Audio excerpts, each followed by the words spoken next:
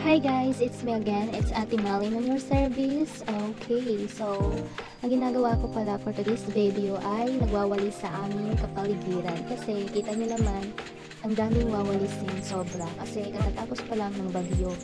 Ewan ko kung anong signal yon. So nakapagwalis pa lang ako sa bahay.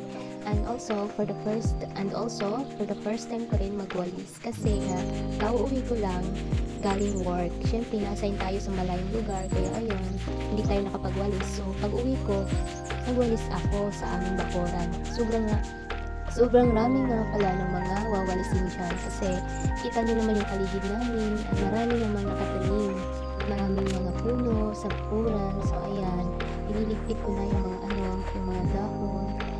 Gamit lang yung walis, tsaka yung pala, at tsaka yung sako. Nilalagay ko sa sako yung mga basura para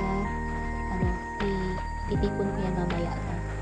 So ayan, isa sa pinaka-miss ko nga na gawaing bahay ay sa mga ganito kasi sobrang na-miss ko talaga ito. Nagagawa ko lang to tuwing uuwi ako ng bahay. Ayun, sobrang blessed at sarap ng pakiramdam kapag nakakapagwalis ka sa iyong tahanan. Sobrang ko talaga itong na-miss kasi nung nandito ako lang sa bahay, ginagawa ko to pag araw-araw or minsan naman hindi araw-araw. Kasi at ayun na nga, sorry dahil ako'y natawa, dahil natatawa talaga ako sa mga sinabi ko. Pero totoo yun, wala yung halong bero. Ginagawa ko talaga yan sa araw-araw pag hindi tinatamad. So yan,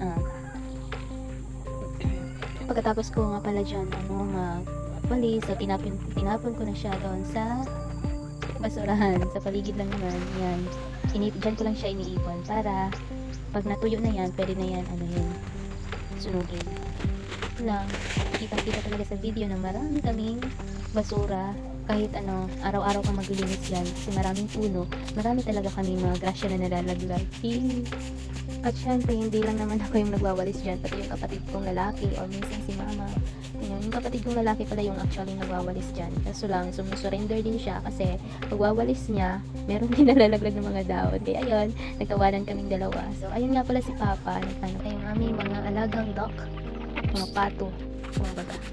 Hindi ko na nga ba alam kung ano pa yung iba kong sasabihin dito for today's video kasi wala alam kung ano maisip pa na sasabihin. Kaya ayun, nagwalis-walis lang ako dyan ng walang hanggang pagwawalis hanggang sa matapos yung mga kalat na yan. At yun na nga, ito yung pinakamagandang experience na nagawa ko nung umuwi ako sa bahay. Ayan, so ngayon, balik trabaho na naman tayo. Yun lang, bye-bye, salamat sa pag-watch. Don't forget to like and follow my page. Thank you. Love lang, walang hate.